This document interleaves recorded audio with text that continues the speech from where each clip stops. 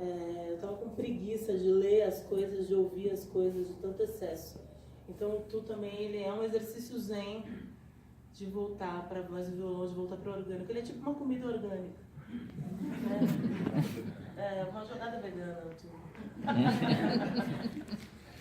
Essa história de fazer shows com voz e violão leva as músicas para um lugar diferente, né? É engraçado porque quando uma turnê começa, às vezes algumas músicas vão mudando um pouco no decorrer dos meses, né? Vocês perceberam isso também? Mudando desde que a gente gravou o Tu ou para gravar o Tu? Na verdade, nas músicas que vocês estavam fazendo voz e violão e que vocês perceberam que precisavam desse registro. Sim. O Tu, na verdade, ele é mais um retorno, né? A essência das músicas, assim, a maioria das músicas que a gente faz, elas nascem voz e violão, então ele foi muito um retorno a esse nosso... ao começo de tudo mesmo. Mas uma coisa que eu gosto muito de gravar um disco, assim, de fazer show, é que realmente as músicas, elas são mutantes. E a gente vai entendendo isso depois que a gente está na estrada e depois que o show acontece. A música parece que... A gente sempre vai aprendendo com os processos, né? E as músicas parece que elas acabam dizendo pra gente o que elas querem. E isso é muito interessante. E depois que a gente gravou o Tu, é muito legal ver o retorno das pessoas, assim. Gente que já conhece o meu trabalho, já conhecia muito, que tipo, reencontrou Pedrinho, reencontrou Dois Cafés, verbalizou essas músicas de novo, sabe? Então, pra gente foi muito nutritivo esse processo, né, Luiz? E acho que ainda dentro do que você falou, a presença do Stefano San Juan, que é o co-produtor do disco, né? Algumas músicas a gente sempre tocou voz e violão, tipo Pedrinho, meio nesse arranjo, meio nesse formato e tal, mas aí a presença da percussão, a presença do Stefano legitimou algumas ondas, né? Sei lá, Pedrinho virou um afro-samba quando a percussão entrou. Virou outra música, né? Virou outra música. Por mais que a gente já tocasse ela daquela maneira desde 2010, né? Toda vez que a gente sai do Brasil, faz coisas de voz e violão e tal, é meio dessa maneira que a gente toca ela. Mas gravar com o Stefani meio situou a música em questão de gênero, assim, né? Literalmente. Vocês já tinham trabalhado com ele antes também, né? Sim, o Stefani, ele é baterista, morou no Brasil 10 anos, é francês e tal. Eu toquei com ele na banda da Vanessa da Mata por 5 anos. Já veio com ele aqui pra Fortaleza muitas vezes. Já vim muitas vezes com ele pra cá. E aí, o Stefano é um grande amigo e ele grava com a gente. Desde o Efêmera ele está presente. Né? Efêmera, Tudo Tanto, Dancê. E o Tu, agora ele produziu junto. É um disco que ele sempre botou muita pilha. Você falou, pô, vocês têm que gravar esse formato voz e violão e tal. Então a gente achou muito legal produzir com ele. E hoje em dia ele mora em Nova York, está tocando na banda do David Byrne. Tá por lá. Uma coisa muito interessante quando a gente fala dos 4 discos, porque são 4 discos bem diferentes, né? E aí se você coloca o Dancei e o Tu lado a lado, são completamente diferentes. Como é que vocês veem esse processo? Tanto a Tulipa como compositora, né? Porque tem essa coisa da autora mesmo, e você também, Gustavo, como produtor. Eu acho isso um grande barato, na verdade, assim, porque pra mim, eu acho que uma música, pra ela se sustentar, ela tem que se sustentar nesse lugar de voz e violão, ou com um grande arranjo com 40 mil pessoas numa orquestra. A gente fez esse disco voz e violão agora, Tu, e ele vai acabar rolando em BH agora em agosto, no começo de agosto, com orquestra. Então, assim, o disco que a gente fez mais intimista vai ser a primeira vez que a gente toca com essa instrumentação, né? Com essa paisagem sonora gigantesca. Então, pra mim, eu gosto desse lugar de vestir roupas diferentes para uma música, sabe? E a gente realmente, o Efêmera foi um disco de banda, o Tudo Tanto depois teve um monte de arranjo de cordas, o Dancei ele tem muitos sopros, o Tu ele é um disco de violão, e o próximo disco eu tô com muito desejo de gravar baixo, bateria, guitarra e só, assim, mas isso também pode mudar. Não sei, ali durante o processo, sei lá, gente, tem que entrar uma trompa, não sei. Pode acontecer. E a gente tem uma coisa bastante simbiótica, assim, na coisa de repertório comum, eu e a Tulipa. Então, sei lá, antes da gente gravar o Dancê, a Tulipa falou, putz, vamos fazer um disco dançante, vamos fazer um disco pop.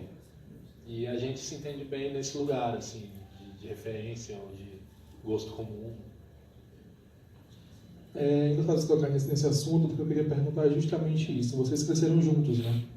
Então, eu imagino que tem muitas referências em comum, como você acabou de dizer. Eu queria saber, na verdade, não só o que vocês escutavam quando vocês estavam crescendo, mas o que é que isso traz de memória afetiva mesmo, assim.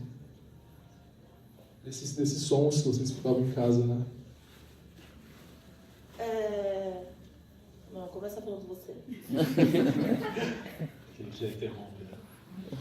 A gente quando a gente era bem pequeno, nossos pais se separaram, minha mãe foi para Minas Gerais, a gente foi criado em Minas Gerais, e ela levou os discos todos do meu pai com ela.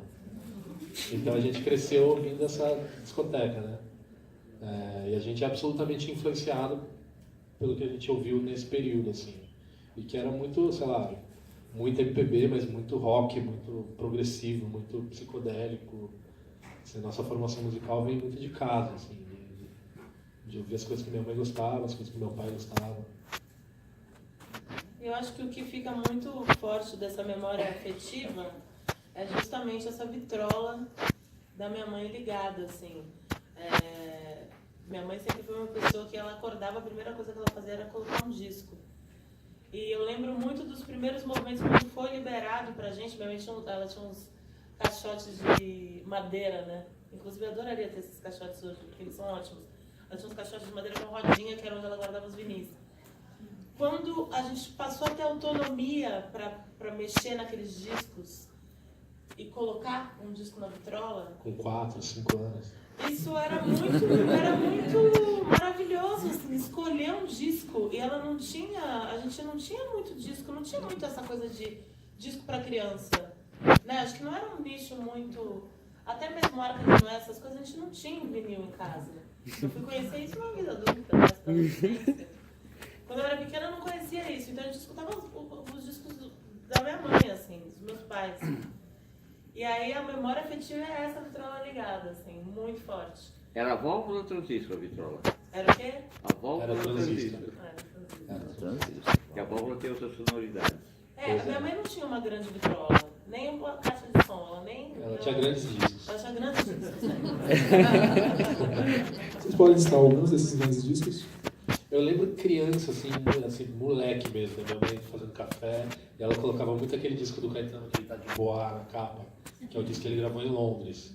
O disco que tem Maria Bethânia, que tem London London, e que é um disco sensacional, né? Muita coisa. E era assim, tipo, a gente escutava, a gente ouvia o som e aí ia ver o disco.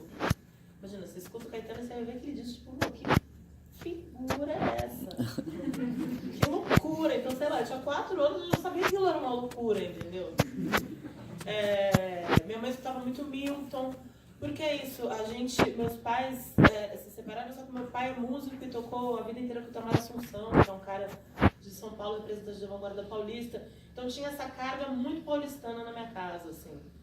E quando minha mãe foi para Minas, acho que ela quis respirar um pouco dessa super influência paulistana e ela começou a escutar muito mineiro. Então em casa rolava muito mineiro e muito baiano, assim, galera do Tropicália e galera da esquina direto.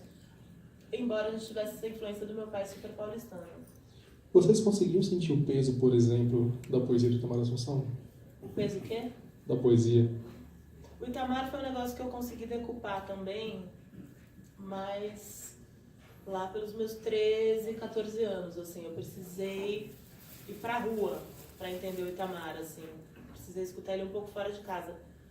Porque a minha memória afetiva era um dos shows que a gente assistia quando a gente era muito pequeno e morava em São Paulo. Então eu tinha muito medo daquela performance, da Denise Assunção berrando, era um show que tinha muito belo.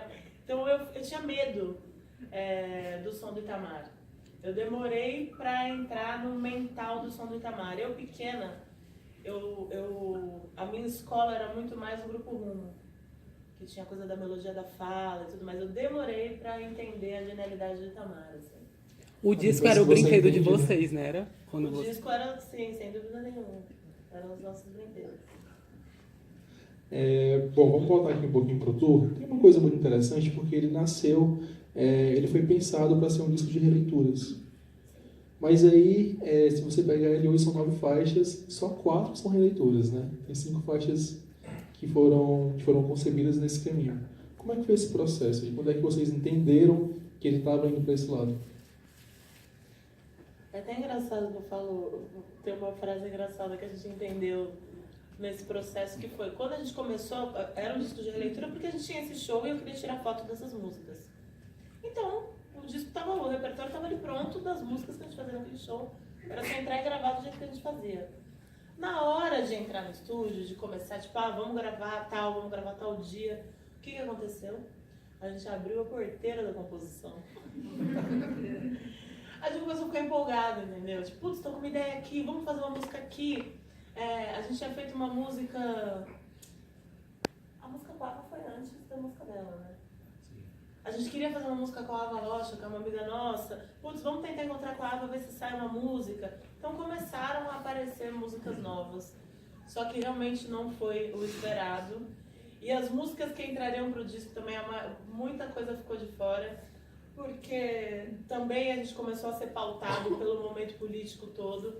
Então, o que entrou no disco fez muito mais sentido com o que a gente estava vivendo. O Pedrinho e Desinibida são figuras que eu quero ter comigo na minha trincheira. Algo Maior foi uma música que foi feita antes do golpe, mas que tem tudo a ver, que é um mantra que eu também preciso verbalizar de novo, assim como Dois Cafés. Então, a gente começou com um escopo, com uma ideia de projeto, que foi que o processo falou, querida, nada disso, vai mudar tudo. E aí mudou. Para vocês dois, como é que bate essa coisa do contexto que a gente vive, né? Você falou desse momento louco que a gente não só vem vivendo nos últimos anos, né? Queria que vocês falassem um pouquinho sobre isso. Como é que isso bate para vocês no processo criativo mesmo? Eu acho que tudo fica muito mais catártico, né? A gente fica muito mais à flor da pele, querendo entender tudo que está rolando, não só nas relações, no que a gente lê, mas no que a gente fala, no que a gente desenha, no que a gente cozinha. Então, eu acho que política é um negócio que a gente faz o tempo todo, né? Então, não tem como não impactar na arte e não tem como a arte não ser um lugar de trincheira e um lugar onde a gente, ainda mais nessa confusão toda, um lugar onde a gente deve se pautar, se recarregar, se informar, se espiritualizar. Então, eu acho que não tem muito como passar batido. Então, nas minhas músicas, no meu processo, no meu dia a dia, eu sou impactada com tudo isso que tem acontecido. E eu acho que todos nós também. Eu acho também que a gente vivendo esse momento agora confuso e tão à flor da pele e tão adverso, né? Sei lá, historicamente, todos os momentos de tensão geram... são muito nutritivos no sentido de inquietude. Então, eu acho que a gente está vivendo um momento muito rico de produção cultural. A gente está com uma dificuldade em difundir, mas assim, tem grandes discos saindo, tem grandes peças e grandes... Vocês acham que daqui a um tempo a gente vai conseguir ver isso de forma mais organizada do que está sendo feito hoje? Sem dúvida. Entender o que é que isso representa também? Acho que é um recorte, sem dúvida. Daqui a 20 anos a gente vai falar sobre, desde 2014. Acaba que a arte sempre vai enveredar para um ato político, então, né? Vocês veem dessa forma? Sim. Claro. Primeiro como resistência, né? Porque fazer arte no Brasil, em primeiro lugar, é resistir. Você conseguir circular com o seu show, viver da sua música, viver da sua arte. Faz escuro, mas eu resistência. canto. Hã? Faz escuro, mas eu canto. É isso aí. E voltando aqui um pouquinho para o Tu de novo, queria perguntar o que foi que você falou que foi sendo pautada pelo próprio contexto mesmo, assim. Mas antes disso, teve alguma coisa que falou, vamos seguir esse caminho para escolher as músicas do Tu? Eu acho que o processo ele foi tão orgânico, tão vegano. foi tão... A gente foi seguindo tanto a nossa intuição, assim, o que o disco queria, o que fazia mais sentido, que que a gente foi seguindo a nossa intuição, né? O que foi ficando claro, assim. Por exemplo, sei lá, Terrorista del Amor, que é a música que a gente fez pra Ava, que é a música predileta do Michael, aqui da Livraria Cultura. Forte abraço, obrigado pelo convite. Terrorista del Amor foi uma música que a gente fez na casa da Ava Rocha, por exemplo. A gente queria muito uma música nova, queria muito encontrar a Ava. Ela queria, ao mesmo tempo, muito cozinhar pra gente, então a gente combinou uma noite pra ela fazer um macarrão pra gente e pra ver se saia a música. A gente chegou na casa da Ava, tava a Ava, o Saulo Duarte, que é um músico que é paraense, mas que morou aqui em Fortaleza. Ele é meio cearense também, o Saulo, não é? Meio cearense, meio paraense, que mora em São Paulo agora, tá indo pra Rússia, inclusive. Saulo Duarte estava na casa da Ava, junto com a Paola Alfamoro, que é uma fotógrafa, também compositora de uma banda carioca chamada Xana Show. E a gente foi visitar a Ava, estavam essas duas figuras, Saulo e Paola. A Ava fazendo macarrão, a gente, será que a gente vai fazer a música? Não vai? Acabou começando a fazer uma música e começou a sair em castelhano. A gente, nossa, saiu Terrorista del Amor. E eu, nossa, que loucura, eu vim aqui tentar fazer uma música pro meu disco, eu acabei fazendo uma música com essa galera em espanhol. I don't know. Eu não sei se essa música vai entrar pro tour. Aí a gente foi gravar em Nova York. E eu, tipo, putz, será que vai entrar Terrorista del Amor ou não? Putz, ainda não sei porque é em espanhol, eu não vou cantar sozinha. Fiquei um pouco tímida, ainda mais uma música de uma galera. Como é que eu faço pra legitimar essa música, pra conseguir cantar essa música? Vamos gravando que eu vou entendendo no meio do processo. E aí eu senti a necessidade de ter alguém cantando comigo. Então assim, pô, essa música só vai rolar se eu tiver um convidado que tenha o espanhol como língua nativa. E aí, Gustavo, quem vai ser essa pessoa? Não sei quem que a gente vai chamar, não faço a menor ideia, sempre a gente chama, sei lá. Aí pensa em vários nomes, né? Porque é isso, quando você vai gravar um disco, você fica megalomaníaco. No primeiro momento você quer chamar o Paul McCartney. É isso, então a gente tá divagando das pessoas que a gente ia chamar. Eu assim, putz, não faço a menor ideia, mas ó, a gente ia gravar, sei lá, até sexta, era uma segunda. Falei, eu vou dormir essa noite, eu vou entender quem vai ser o nosso convidado. E aí no meio da noite me veio o nome do Adam Rodorovsky, que é filho do Rodorovsky, que é do cineasta e é músico. E a gente já tinha cruzado ele em alguns festivais no México. E me veio ele no meio da noite, tipo, cara, você tem que chamar o Adam, porque você já encontrou com ele várias vezes. E ele é filho do Rodorovsky, que conhecia o Glauber Rocha, que é pai da Ava Rocha. Então tem um desenho, a árvore dessa música vai ficar muito interessante por conta dessa ancestralidade toda. É esse cara que você tem que chamar. Acordei e fui correndo no quarto do Gustavo e falei assim, tem um nome, vai ser o Adam Rodorovsky. Gustavo, como é que a gente vai conseguir falar com ele? Será? Boa ideia, mas será que a gente vai conseguir? Fui, escrevi pra ele na hora, falando, Adam, toca a sua música, vê se você acha massa. Se você gostar, você tem que me mandar ela até amanhã de volta. Não basta gostar. Não basta gostar, você tem que gravar e me mandar de volta. E o cara ouviu, gostou, fez, mandou de volta, rolou e a música entrou pro disco. Ela não era um grande projeto. A gente não tinha uma ideia mirabolante, uma pretensão para ela. Ela aconteceu desse jeito. Então o Tu, ele foi muito assim, né? Ele foi construído muito desse jeito, assim. A gente tinha o desejo de gravar o disco, a gente não sabia muito bem como ele seria, como ia ser o processo com o Scott, como ia ser o Stefano nas percussões. A gente foi entendendo e fazendo. A gente vai já para perguntas de vocês também, mas antes eu queria perguntar uma coisa. Você falou, o disco foi gravado em Nova York, não foi em Brooklyn. Sim. E aí eu queria saber como é que foi esse momento lá, porque eu imagino que vocês tenham vivido aquela vibe dali e de que forma isso influencia no som. Foi muito doido, porque a gente, por intermédio do Stefano, esse amigo, que foi morar em Nova York e tal, o Scott é um engenheiro de som que a gente já paquera há alguns anos. É um cara que fez uma porrada de disco muito legal, tanto no Brasil, Nação Zumbi e outras coisas, mas é um cara muito conhecido na cena do hip hop nova-iorquina. E aí o projeto ele foi bem ousado nesse sentido, porque a gente foi fazer um disco voz e violão com um cara que é do hip hop. Totalmente. Só que aí, desde o começo, ele ficou me escrevendo, pô, me manda uma referência, o que você imagina pro som do disco e tal. Aí eu lembro que um dia eu mandei aquele álbum branco do João Gilberto. Só, né? Tipo assim, humilde, né? Eu quero uma coisa mais ou menos assim. E aí, mas isso, por conta desse disco, ele comprou um microfone específico, tal. Ele vence o palco. Ele estudou essa atmosfera.